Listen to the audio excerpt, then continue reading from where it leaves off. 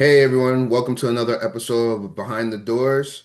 I'm here with three gentlemen, and we're going to talk some good things about real estate today. 2026, a lot of questions, which direction you need to go in, things along those lines. But before we start it off, I want everyone to introduce themselves so you guys get familiar with them. Also, when they're speaking, know some of their background. So go ahead, John, if you want to start off. Yeah, so my name's Jon Bambaci. I'm up here in Mass. We invest in New England, Massachusetts, New Hampshire, Maine. I own a company called Candor Investment Group. We're trying to be a one-stop shop firm where we have an agency side of the business where we help a lot of investors get started and scale. We have a management company which manages most of our units, and then we also help a lot of investors with passive strategies across New England. We host about 11 free meetups in the area just to help people build their network, and that tends to be our jumping off point. Hi, my name is Mitch, a real estate investor over 7 years. So I'm located primarily in the Florida market. And buy and hold, I do actually work full time. So this is really a part-time for me, just over 10 doors. So this is who I am. Let's go. Hey everybody, Onaje Barnes, long-term buy and hold real estate investor out of Houston. Been in the game for a while now, I guess somewhere around 18 years or so. We do single family and multifamily, and also got an educational arm to our business. All right, and you guys know me, Gus Ofili, real estate agent, also an investor. I'll be playing the host today. So let's just dive into it. Now, most people early on, and even people in real estate, the biggest thing is to them, what direction am I looking to go in? Am I looking for cash flow or am I looking for appreciation? That tends to be a big question. Now, some people are going to go ahead and say, I want both, but some markets don't have both. So I do want to go ahead and get your guys' opinion, cash flow or appreciation. And we'll start with Onaje. Yeah, I'm a both guy, for sure. And I think when you try to go after both, to Gus's point, it's harder to find a lot of deals and to be able to scale quickly. But I'm a firm believer in having multiple exit strategies, and that means being able to rent out a property or be able to sell a property depending upon the situation. So, but ultimately, I think if you making me pick one, I think you have to go with cash flow. The markets tend to be dynamic. I've seen markets go up and down. I started my real estate career on a downward cycle. And so, if you can cash flow under normal circumstances without any accelerators, right? Just regular rent. I think that's probably a safer situation than trying to chase appreciation, because with appreciation with no cash flow, you can bleed yourself out pretty fast. John? Yes, I mean I agree. I mean, our investment criteria is mid-teens cash flow. So we target 10 to 14% depending on the deal. And essentially from my standpoint, it's just like real estate, the biggest benefit of real estate is time. Cash flow gives you time. If you don't have the cash flow to Najee's point, it'll bleed you out and that'll take away your greatest advantage, which is just being able to ride it through time. So I won't invest without cash flow. It's just part of the nature. Of course, chance of appreciation is a big metric, but cash flow is the blocker. So without the cash flow, there is no chance for appreciation. Mitch, go ahead. Yeah, I would say definitely cash flow. I think because we all know in this business, you're going to have repairs. These things happen. Taxes go up, insurance go up.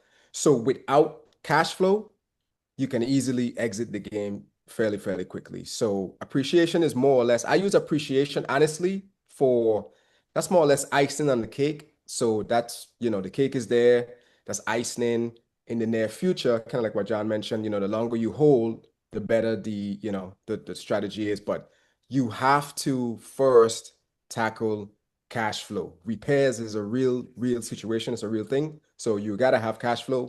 And with appreciation, that'll come in the future, but definitely you have to have cash flow 100%. Gus, John mentioned a great, every time somebody mentions one good word, a topic, I like to go harder on that. He mentioned time. I think that's a subject that we don't talk enough about in real estate. Depending upon where you stand in real estate, right? Like if you're a buy and hold investor, so if we're talking buy and hold rental properties, time is our friend. Hmm. Like time works with us. So you need time to work, right? Like and cash flow gives you time. And I think that's an element that a lot of times in these conversations we don't talk enough about. If you're an agent, if you're a lender, if you're a title company, time's working against you, right? Like you got to get something done quickly, you're trying to close fast, et cetera, et cetera. But as investors, long-term investors or rental property owners or property owners, time actually works on our side, and you have to set yourself up to allow time to work for you, right? Like the longer we keep the properties, no matter the cycle, things go bad, things go good, the longer we can get someone else to pay for our properties, the richer and more wealthy we're going to be over time. Yeah, no, No, I mean, t time heals all wounds in real estate, right? Even really bad projects where like, hey, like you took a beating on the purchase or you took a beating on the construction in the first 12 months, like it's just you gotta wait, right? And even the people in 08, 09 that got burned, it's like, I mean, if you held on to it long enough, you got out of it. So mhm. it's like, it's you got to give time the opportunity to do its thing.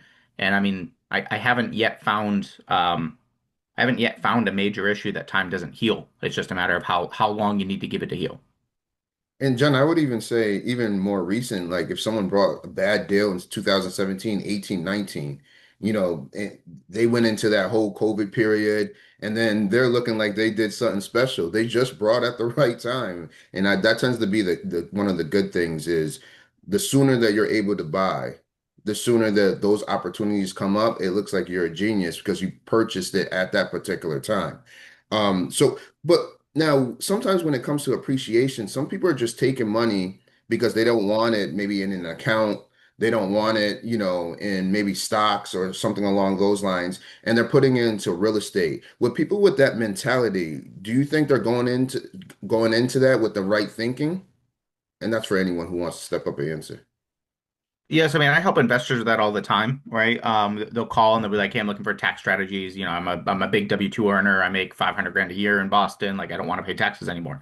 And so a lot of times, like the the factors shift, right? We try to find ways for them to get depreciation. We try to find ways for them to use cost segregation. The cash flow is not important to them. The chance for appreciation, the chance of offsetting their income, that takes the cake. Again, we tend to try to find stuff for them that's going to break even though that might not be on their radar. We don't want them in a situation that they get burned, but the cash flow is secondary to how much can I deduct on my taxes, how much, is this thing gonna be worth in 10 years? Because they don't care about the $600 a month. That's just not their game. Yeah, I think it's interesting when, like most people are trying to compare real estate versus stocks. For me, it's a harder comparison because we got powers like leverage, inflation, things like that that work on our side on the real estate side, and frankly, that works against us liquidity. Right, this is a less liquid asset, and I think when people kind of get in the game, they got to manage those expectations. Right, this is not as liquid as stocks or whatever. Now, I also think it's a little bit safer long term, in my opinion. I'm just a little bit biased, right? But people kind of get in for different reasons. And oftentimes, for the average American, I think it's important to look at real estate as more of a additional retirement tool, right? Like there's a cash flow element. When you're doing different angles within real estate, like definitely you can make an income and be full time and whatever. But for the guy that's a W-2 high wage earner, they need to look at this more as a additional to their 401k, additional to their stock portfolio.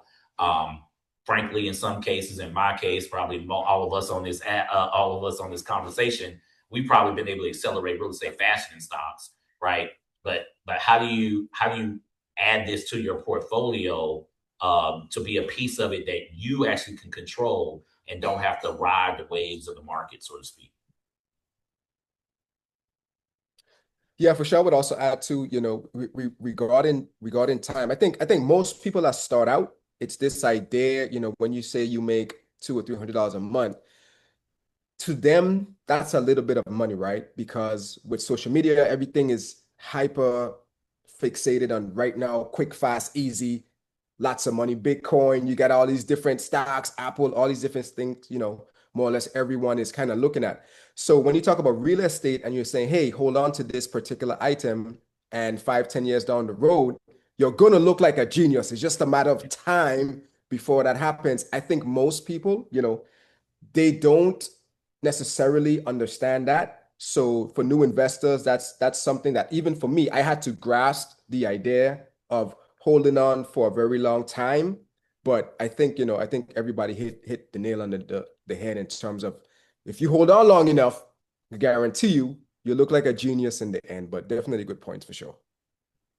John, I wanted to ask a question when you're talking about you got people with money that come to you that are looking to trade off as far as tax reductions. So even if they break even or take a small loss, it doesn't really affect them. I've only been investing and I've been in real estate for 6.5 years. I've been investing for a little over 5. So I haven't been through decades. What does it look like after years of them owning that building if it's only it's losing money or it's breaking even. Like, what is year 10 or year 20? You may have not even been in it that long. I'm just trying to understand that a little bit better because I don't invest that way, so I don't understand it. You're on mute. You're on mute. Yeah, I was going to say that's the opposite side of the coin that we've been talking about, where it's like it's all about appreciation, right? They're buying in Boston, they're buying in New York, they're buying in markets where you and I would look at and be like, that makes no freaking sense. But real estate's still trading hands every day, and the rationality of it is we're not smarter than them. They're not idiots, right? It's a different mindset, right? Where it's like we think of chance for appreciation. That's great, like 3, 5%, let's go. But I mean, if you're investing in these markets with a 3 cap or a 4 cap and your interest rates double that, like you're betting the house on appreciation. And that doesn't mean that they're dumb, right? Like real estate trading hands in Boston doesn't mean those people are idiots. It's a very different game because they have access to a different level of wealth than even I comprehend. But it's all about the strategy and it's all about getting their CPA, their attorney on the phone and making sure that they're comfortable with their decision. And then 5, 10 years down the road, again, like they're talking monster dollars of appreciation. But they're selling it to people that aren't investing for cash flow. So, Yeah, and I real quick, '08. So when the market did crash, how did those individuals navigate through that at that time? Who So are, typically, go ahead. yeah, yeah. So typically they're big balance sheet people. So as long as they keep their jobs, I mean they're fine. And again, like the cash flow wasn't a problem. And so like unless the bank calls the no, um, doesn't impact them, right? Like the value of the property goes down, sure. But a lot of times they're buying it with 70 or 60% LTV. And I mean, I think a lot of times, like me personally, I'm always looking for max LTV on the purchase, 775, 80. They're looking at like, hey, like 50, 60% down. They're looking at non-recourse debt. Like it's just a different game where even if property values drop 20%, they're still sitting in a good spot and the bank's not going to touch them because they got the liquidity to back it up, whether it's in the property or not. Like most of the time, they're buying them with balance sheet loans. Like they're buying them based off of assets. Real estate's a diversification tool, and the liquidity is already there. yeah, to add in on the tax game, especially with current legislation, with bonus depreciation, a high wage earner could literally wipe out their tax liability with a real estate purchase. I've got a good friend of mine. Some of y'all know him, whatever, won't call his name, but he legitimately makes a million plus a year, but it's full blown taxes, right? Like he owns his business, but he has to buy property, right, to actually help his tax liability. You don't have to, but let's just say with his business, he owed 200 grand. If he owes 200 grand in taxes because of his business income, right? If he buys a property and let's say put 20% down, using that 200 to put 20% down to buy $1 million property and use bonus depreciation, he literally could wipe out his tax liability with the purchase of the property. So people do have that strategy. I still believe that you need to have cash flow with that strategy. But that's an advantageous reason to get into to real estate just for a lot of high wage earners or high wage businesses. You'll see them buy their own building where they operate their building just to kind of again reduce their tax liability on some other type of income. That's why I like the look. I'm a big fan. I've got a lot of friends that are full blown real estate guys, right? But then for the average person that may be making a killing in their W two, hey, don't necessarily leave your W two. Just add on this different type of income that can be advantageous. So I'm going to go ahead and turn a little bit. We were talking about high net worth people. Let's talk about your regular 9 to 5 person working in corporate America, making ends meet. Is it realistic for them to be able to go ahead and be a real estate investor? What would you guys say about that? I'm gonna jump in. Go ahead, Mitch. Yeah, I mean, that's definitely something that I could kind of give some insight on. So yes, is it realistic for them that they can be a real estate investor? Absolutely. But I do believe it has to do with your mindset. I think anything that I know it's going to sound cliche, just hear me out first. Because you start talking about mindset, everybody starts talking about it's not real, so on and so forth. But yes, I think it has a lot to do with your mindset. I think if you have the urge and the consistency and the discipline, you can do any single thing that you want to do. And I'm proven factor of that because I have a 9 to 5 and also still, partake in the day-to-day operations of the business that we have, family business. So, but you have to put systems in place that can execute many things while you work your 9 to 5. So, absolutely, Gus. I think the average person can do it, but you have to remain consistent, disciplined, and you have to set up your systems so you can work on the business, not necessarily in the business. Go ahead, OJ. Yeah, I mean, it is cliche, but you're spot on, and I'll go even more provocative. It's not realistic to not invest in real estate. And the reason why I'll say that is, let's assume you might be barely making it, but you got a 9 to 5, you got a W two, you got some type of trade that you got consistent income. So let's just check those people off, right? Like the people who have a consistent something that they can do that they know that they're not getting fired tomorrow, right? Those people. Number one, investing in buying a home is investing in yourself. Number one. So I'm a believer in that, right? Like just making that shift. Well, that's number one. So let's do that. Number two, the average American that has a 401k, first of all, the average American doesn't have a 401k. But the ones that do, if you're above 55, your average balance is 175. That ain't a lot of money. Okay. And particularly, let's say you're trying to retire within the next 10 years. You ain't close. Okay. So in reality, the average American is in for a rude awakening over the next few years. They won't be retiring. So I'm gonna tell you, what is your excuse to not get into real estate? Right? How do we fix your mindset to Mitch's point? Right? Because again, if you're not, the most Americans aren't actually in the stock market, and those who are really don't have a big balance. So whatever they've been doing statistically ain't really adding up. No, so I mean, I 100% agree. So I mean, honestly, I think people lose sight of the fact that if you have a 9 to 5, you actually have a huge advantage over those of us that are full time. And people always think like, oh, I can't compete. But I mean, if you got a 9 to 5, you can get access to loans that we just can't get anymore. And so normally, like even when I've got experienced agents like Mitch or experienced investors who you're looking to lose their looking to leave your W2 behind because you got to that big number. It's like, hold on, let's hit the brakes real quick, make sure you're all set. Let's get your residential financing squared away. Because I mean, once you leave your W2, like it's a different game. And so I always encourage people like while you have the W2, even if you're planning to quit, like use the W2 to get started because that's huge from a financing perspective. That's huge from a management perspective.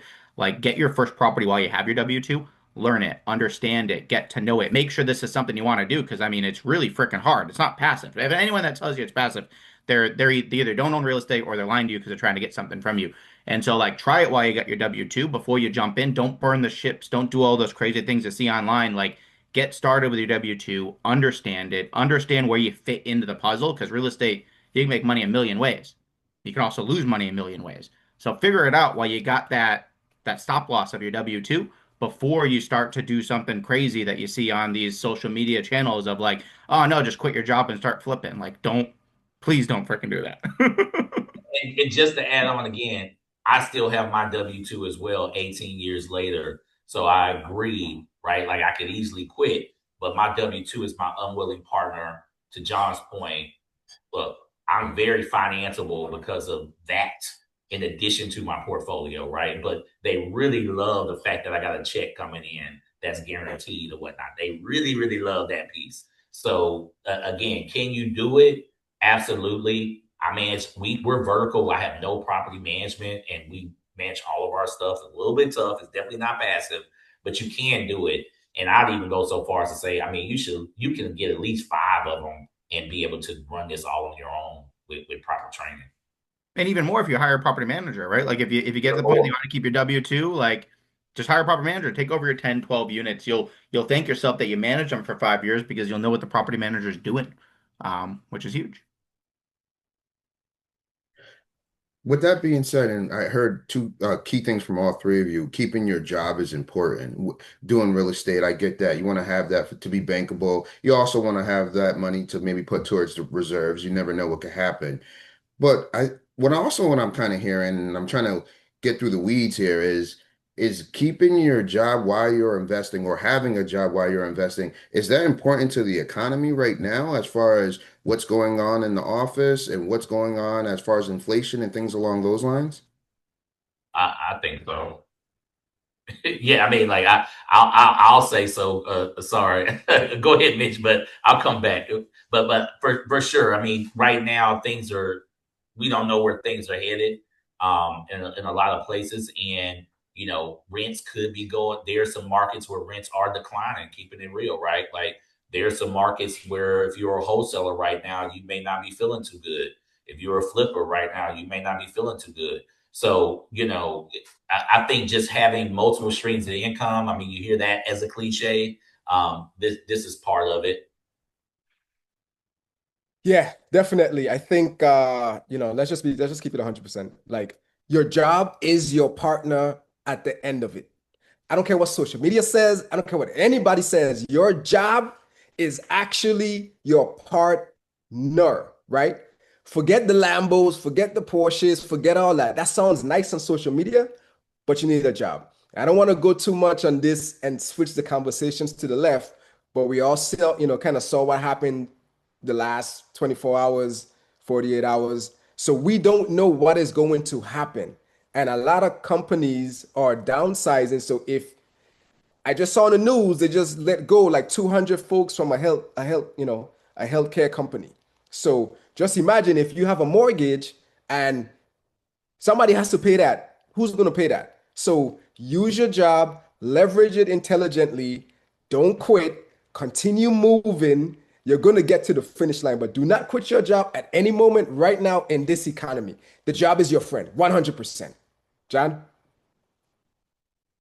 Yeah, no, I mean, yeah, I mean, I agree. I mean, it's so, I mean, I think OJ mentioned it, but I mean, real estate investing is illiquid, right? Like you have bad months, especially up here in New England, where you have winter, where hey, there could be a 5 month period where there isn't any income for you to pull from the property, especially with all the freaking snow we got this season.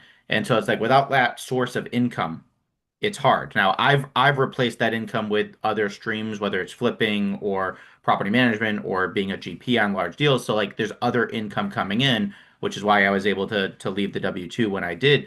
But the W-2 is the default. Like that is your liquidity. That is what pays your bills, your credit card, repairs the emergencies when you have it. So you don't want to give that up too soon. Like that's where people get stuck. I will say normally it's like once you are at the point that you do give your W-2, you probably realize you probably could have done it 6 months before, but it's like a hindsight thing. Like, don't let someone tell you it's time to quit your job. That's a decision for you to make. And normally, by the time you make it, if you're smart and conservative and you're in this industry the right way, like you realize you could have done it, 6 months prior.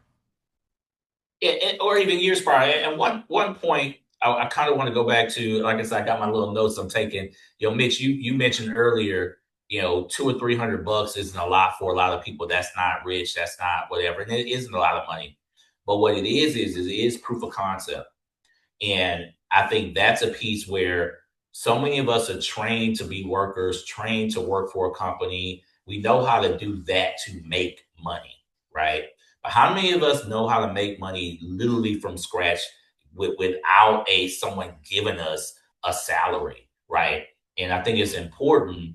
Again, you hear Jon, hey, I know how to do property management. I know how to do this. I know how to do that. I know how to flip, right? These are ways to just flat out make money from nothing. Like, hey, I know how to go. I got a skill. I can go do something. So I think that's a piece where a lot of people might jump into real estate. Oh, I got a couple rentals. I got this, whatever. Like, how many extra ways within real estate do you know how to make money? And that'll probably let you know, okay, how safe do you feel? And we all got something going on. If you're rolling solo, if you're 25 and you rolling solo in life, then you might be able to make that jump a little bit quicker than somebody that's got a full family, etc. You know.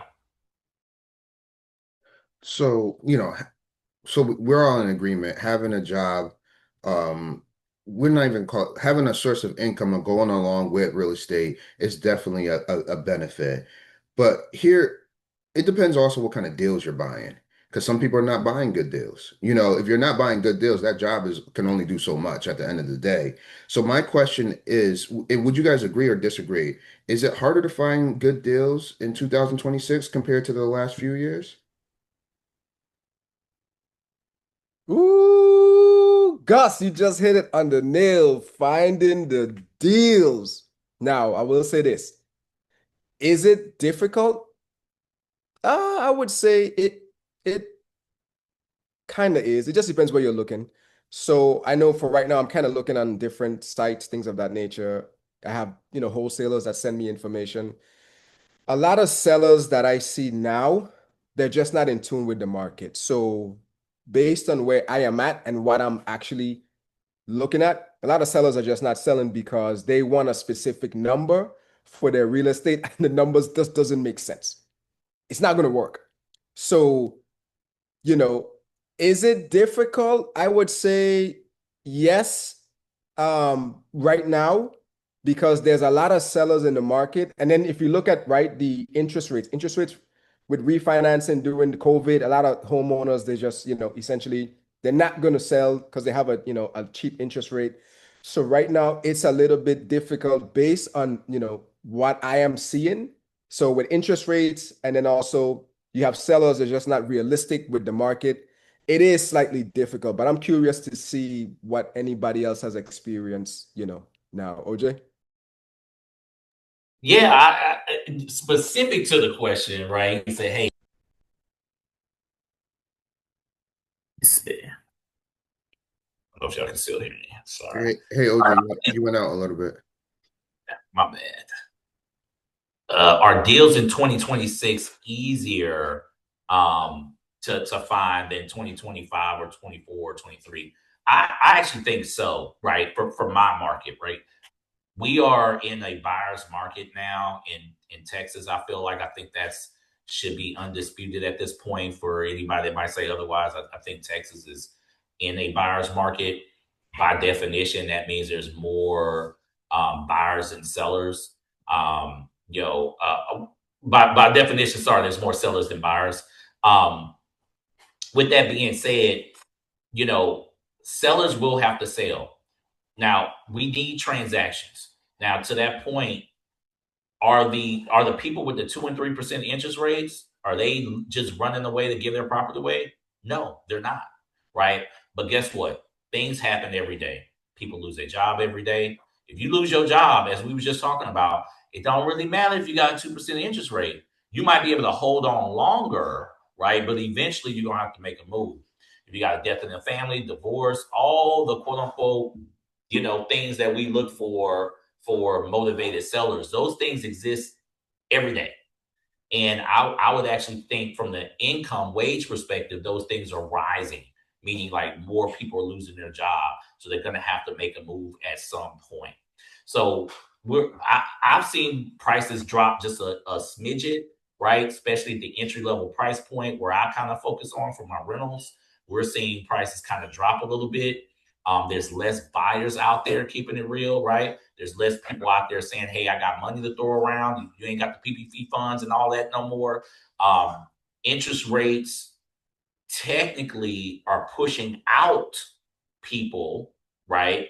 And they're not causing as many people to sell, but that actually can be advantageous for the aggressive person to say, okay, I know how to get financing. I know how to buy property at 70% below or whatnot. So the 6%, I don't like it, or the 7% interest rates, I don't like it as much, but I can be more aggressive and ride the wave a little bit more further out because maybe I got more cash flow, maybe I still got my W-2, et cetera, et cetera. So, it's just really going to be about your strategy. But I personally feel things are, I don't think there were deals 3 or 4 years ago. Some of those things were just not good deals to me. And I think a lot more things look better and they penciling a little bit better to me right now. Yeah, I mean, I'd agree. I mean, up in New England, I think it's gotten easier, at least in our segment, probably 2025, 2026 than it was before that. We tend to kind of target investors that are retiring. We try to buy their whole portfolios when they're on the way out. We also tend to deal with a lot of tenant issues, and so a lot of buildings we buy, we're picking up an eviction, or we're picking up bad tenants, or we're picking up those types of things. Given the tenant laws up here in Massachusetts and New Hampshire and Maine have gotten progressively worse, and there's more politically charged that could make it more worse in the region. Like we're seeing that as a huge opportunity on our end, where we have the liquidity, we can go through the eviction, we can fix the problem. A lot of people don't have that ability. And so I think we were talking about before where, time heals all wounds in real estate. I mean, a lot of times, so we're picking up properties where the investor doesn't have the time, and we're using time as our lever, right? Time versus price. We get monster discounts because I can wait out the eviction, I can wait out the tenant, I know the rules. And so that's been huge, and I think it's going to get more opportunistic here in the short term, given everything that's going on. All we need is, us to crack down again from protecting the consumer standpoint, and it's going to make evictions harder, not easier. Hey, John, question. So when the portfolios that you go after, what number of units typically do you guys look to go after in your market for your strategy? So, over 50. Normally, we try to get to 100, just because at 100, I can deploy the whole team.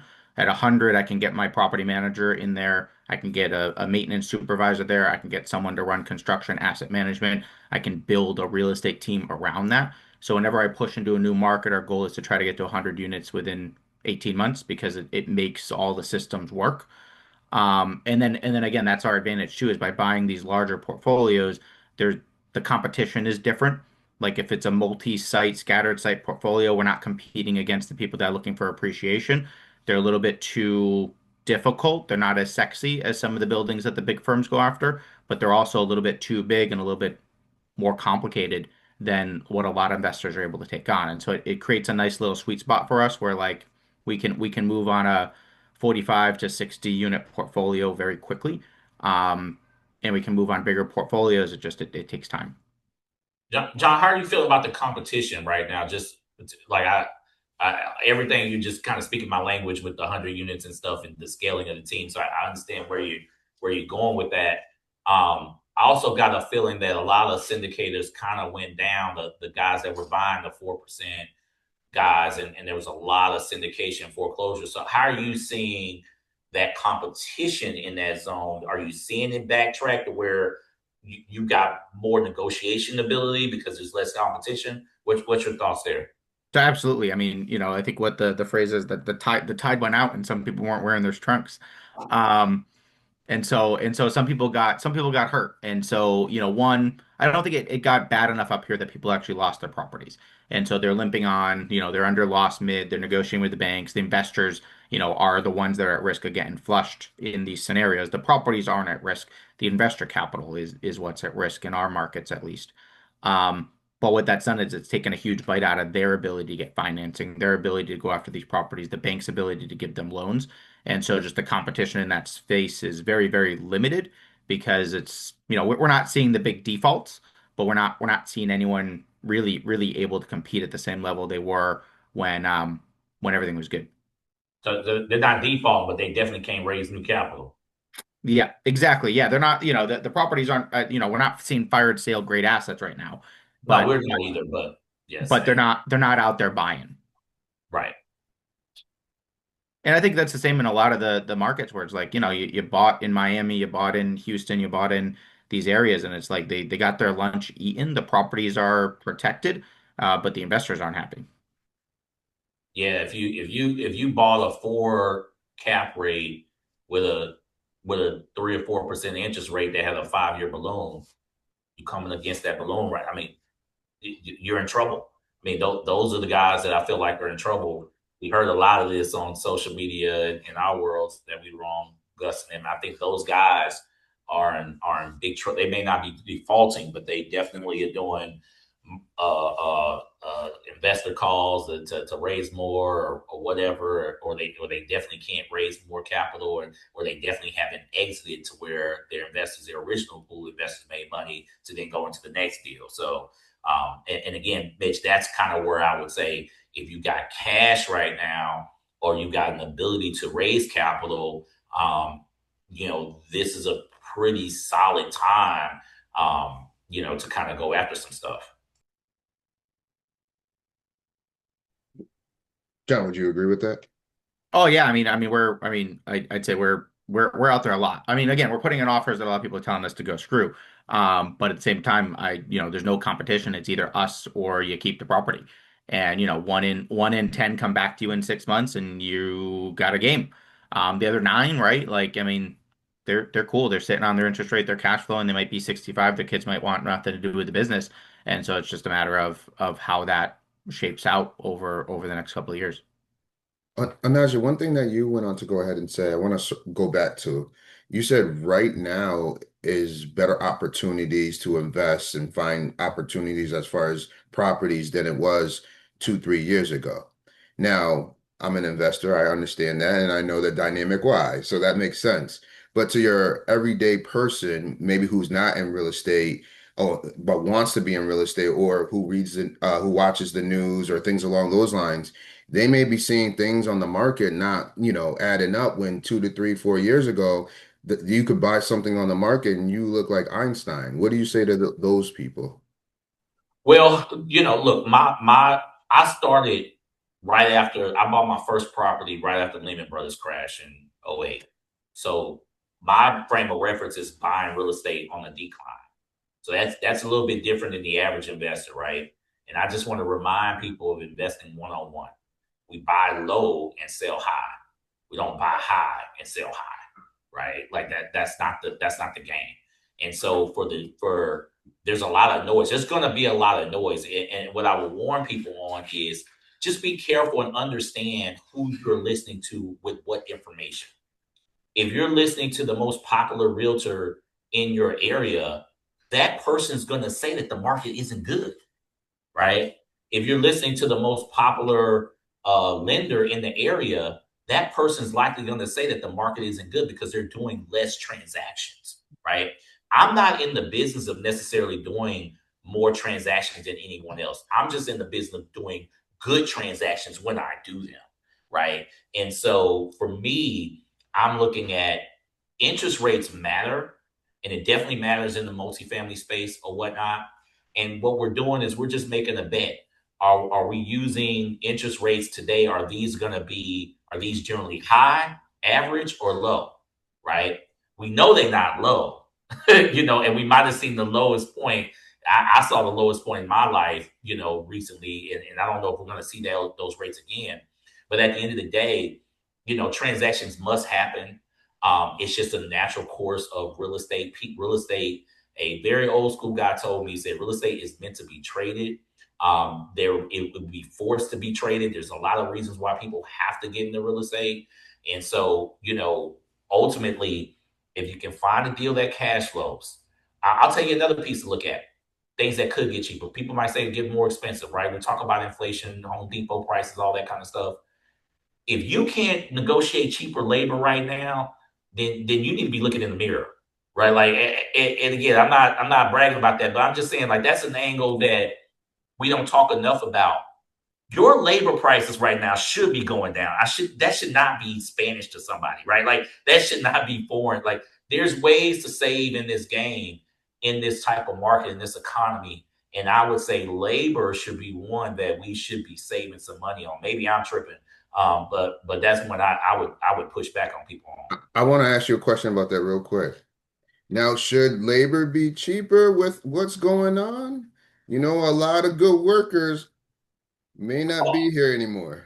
Hey, So, agreed. Now, granted, I'm in a lucky market as far as that's concerned, right? Like I'm in a lucky market because at the end of the day, the vast majority of the population, I mean, there's a large portion. They can't get rid of the whole population here, right? So even though I'm in Texas, right? Um, by and large, people are hungry, so you got less people out. So if you got like, so I'll just give you an idea how I'm saving on labor, right? Just real talk, right? Just real stuff. A lot of my guys may be documented, some guys may not be documented, but I can tell you all of them are afraid to go deal business with people they don't know and trust. They know, like, and trust me.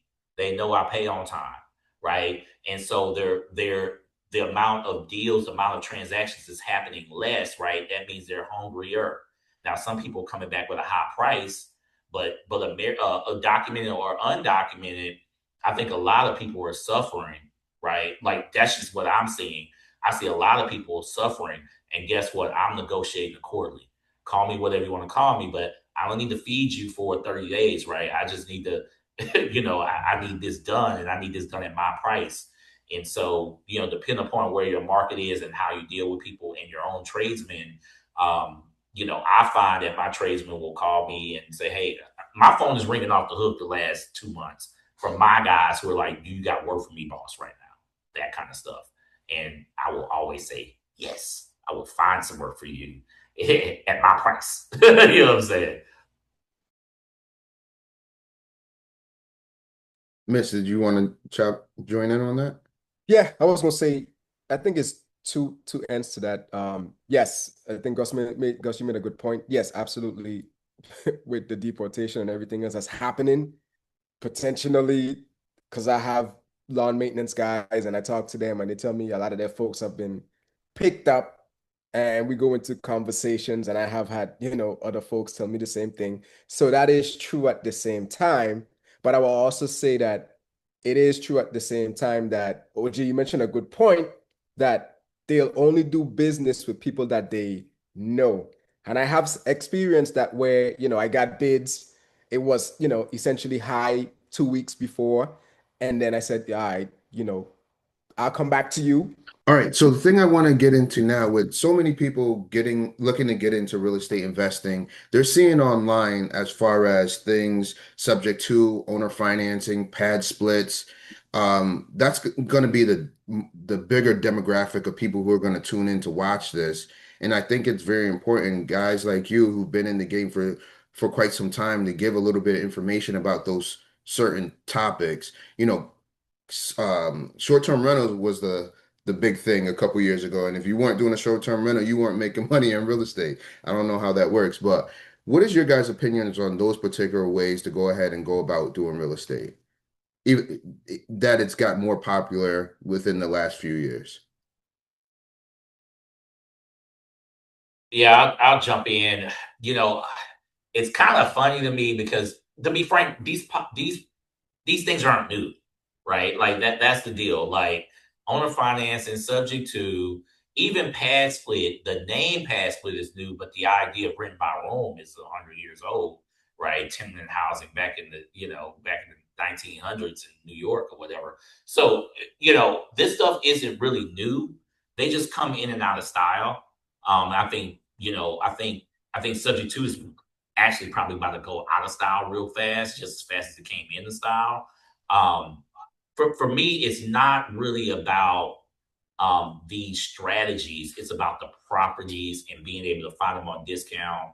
things of that nature, cash flow and equity. If you focus on cash flow and equity, then ways you finance it can just open up, or these are financing ways, right? Like subject to is a style of financing, owner financing is a style of financing, right? Like hard money loans is a style of financing. So the question is, what style of financing do you have in your toolbox, and are you using the right tool at the right time?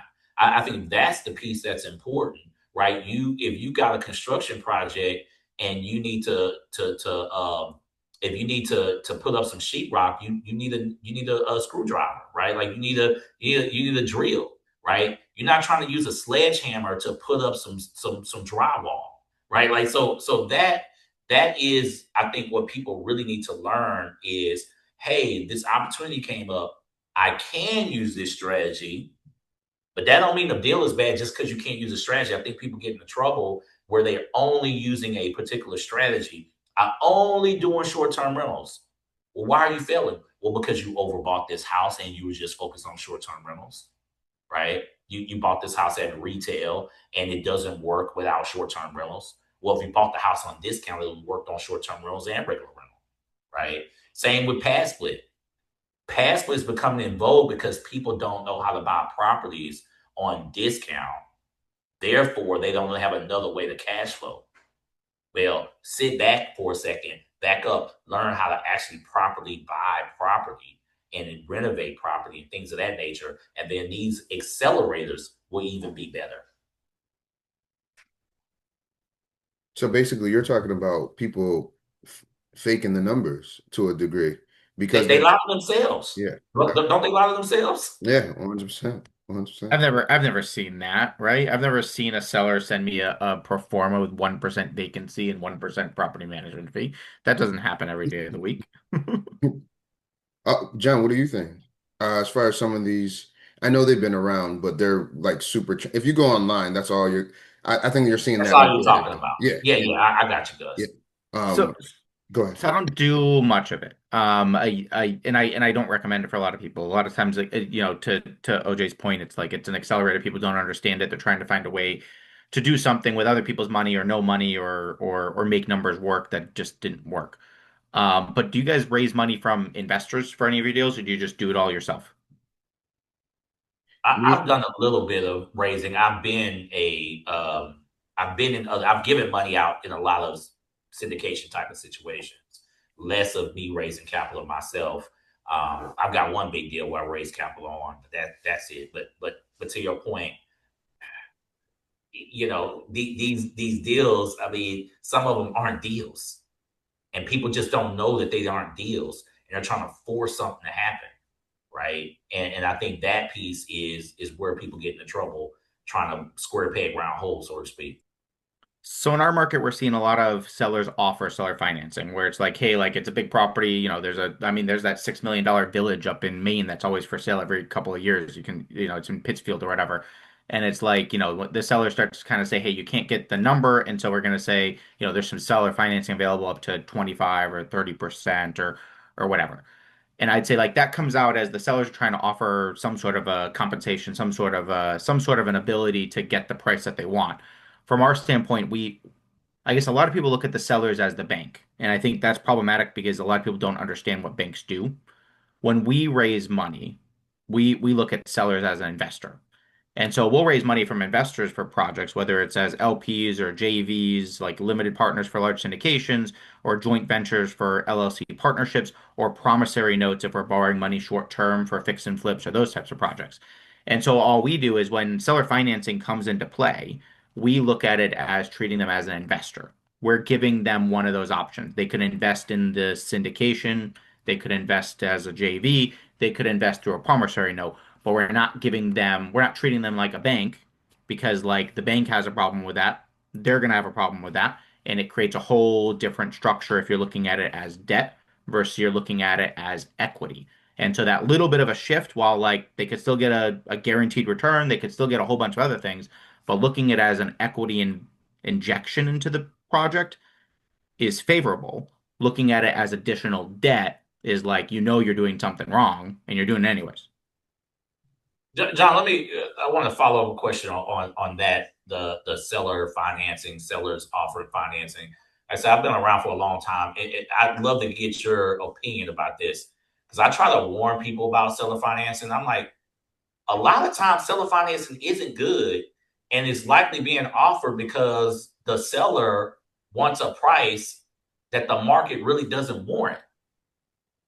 What's your just your thoughts about that? Like to me, I see a lot of seller situations where the seller's offering financing, but when you really do your due diligence, you're going to end up overpaying for the property. Yes, because they already had on the market at appraised low. They weren't able to get their number, and so like, oh, this is how I do it. And that's my point, right? You don't want to use the seller financing as a crutch to make the deal work, which is why we treat them as an investor, not as additional debt, right? The deal has to make sense with bank financing on it. The seller financing can come in if it's at a favorable rate, but again, we're using it as equity, not using it as additional debt. But yeah, normally when someone starts kind of offering seller financing, you know there's something wrong, and you got to get the rest of the story, right? And again, a lot of times the way they're offering seller financing isn't actually executable, and so it turns into like a conversation of, hey, you want, argument's sake, you want $1 million for your property, you're offering 30% seller financing, that's great. So you're planning to walk away with 700 grand. So a lot of times we'll say, hey, we'll give you 850 traditional debt, or you can leave $200,000 behind as a promissory note, and we'll get you up to 950, right? Like we'll structure in a way where we're giving them an option, and we're not giving them 70% of the capital. They get to free ride it for 30%. But if they're offering something, we'll use that as part of the negotiation. And a lot of times we'll structure it in a way that they want to take the traditional method over the seller financing method because it really they just want to sell the property. But once you give them two options to choose from, it turns into a little bit more of an A versus B. Hey, and Anaja, you bringing up that example, what it reminds me of is someone who becomes a wholesaler and they go on Zillow and they find a house that's just turnkey, and then they'll get it under contract and Yeah. they'll try to sell it to you. I'm comparing that to someone who's looking to sell a place and looking to do owner financing. They're just looking for a sucker to go ahead and take that on. What they might do is they may create it so they have barely any money into the property, but how they created it for that long amortization time out, it's not even a deal. It's nowhere close to a deal. But if you're simple-minded and if you're not doing the due diligence and you're not educating yourself about real estate, you're just thinking I'm going into this deal with not a lot of money. I can make it work off the fly. And that's not how real estate is done. Oh, and a lot of times these deals don't really. I won't say. I won't say they don't all the way pencil, but the pro forma down the line don't really add up. Mhm. And what they're doing is they'll say, yeah, give me that 30 or 40% down or whatever. And I'm just going to pocket this cash and know. And now I'm putting this taxes on you. Now you got everything on you. The price was higher than what you thought. You're not really good at underwriting. They probably, as John mentioned, they probably left out a whole lot of maintenance fees or put one thing on the line to go to another spot. But ultimately, you're underestimating what this property really takes to operate.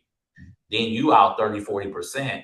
And they might be banking on you to foreclose with them. Yeah. They're just going to foreclose on you in 3 or 4 years. They're banking on you to say, hey, yeah, I need to go ahead and hand you this deal back.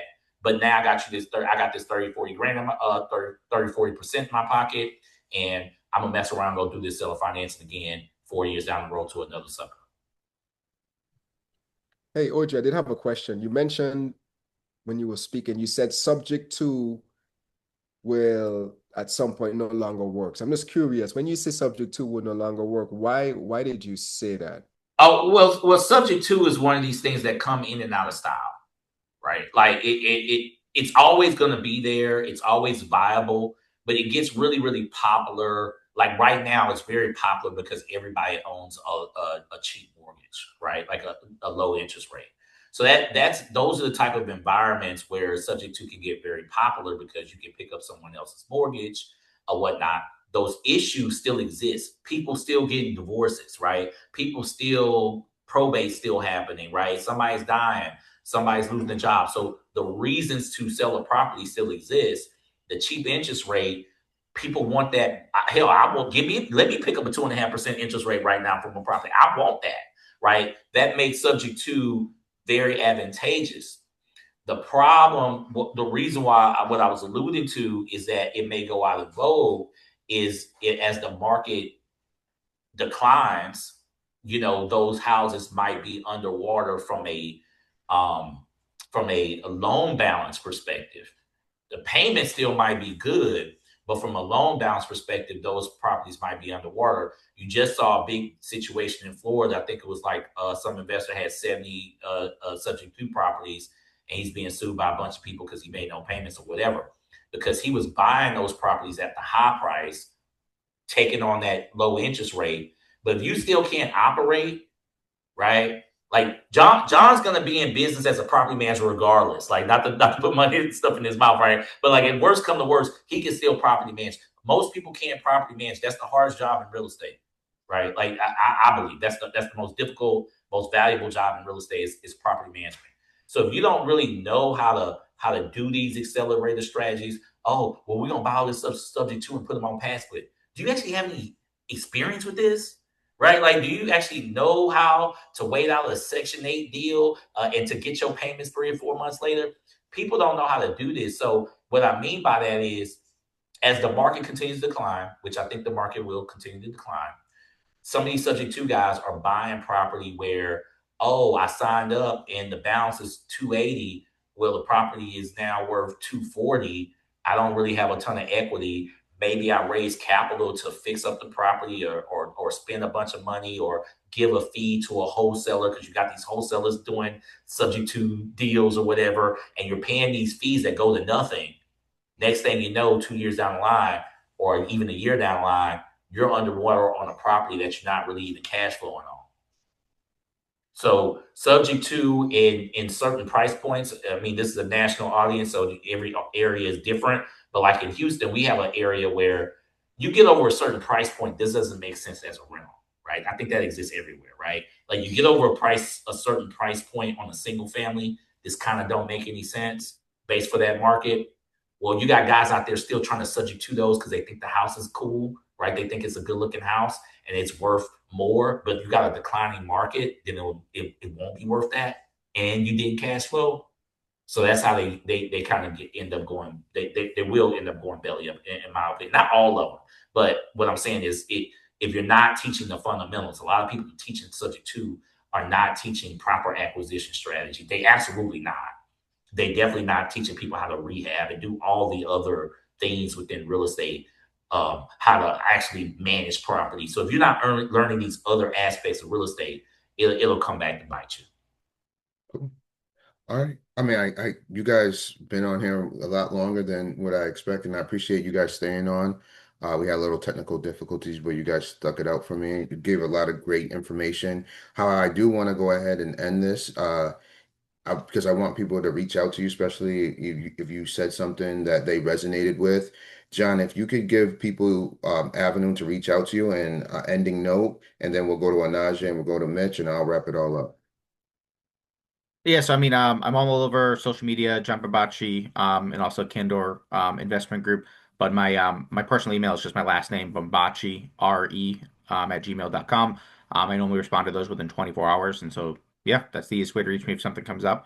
I'm always happy to spend 15 minutes with people if it'll save them $500. And a lot of times in real estate, we can save a lot more than that in a lot less time, depending on the situation you're dealing with. Onaje Barnes, onajebarnes.com. You can hit me various resources. We've got a online community, Wealth Masterminds Academy, where we just try to get like-minded investors together, teach them the basics, get them and some advanced stuff as well, so they can be more educated before they spend all their money and jump into the game. So that's kind of what we focus on. Gotcha. This is Mitch, and you can find me on Facebook, Instagram, YouTube. Just find me anywhere. Put it in search. You're going to find me. I'm the only person. So Mitch Davis Jr., look me up. I'm there. And this was nice. Really enjoyed this. Thank you, guys. This was good. All right. And as you guys know, for new page, new podcast that I'm trying to put together, continue to get people from all across the country that I have connections with just being an investor. I hope to have these guys back on if they, want to go ahead and say, yeah. and then mix them up with different people. The biggest thing for me is you guys getting different points of view, whether you're a beginner, whether you raise capital, whether you got a boutique hotel, whatever it may be, get into those type of bags, listen to the people that are doing what you're looking to do, and then you could take this conversation offline and reach out to them directly. I just want to create a path for that for people that I trust, that I know, that I've talked to multiple times, and create that type of platform. So if you like what you heard today, subscribe, follow this particular podcast. Behind the doors, I appreciate everyone. We're out of here. Thank you, Gus.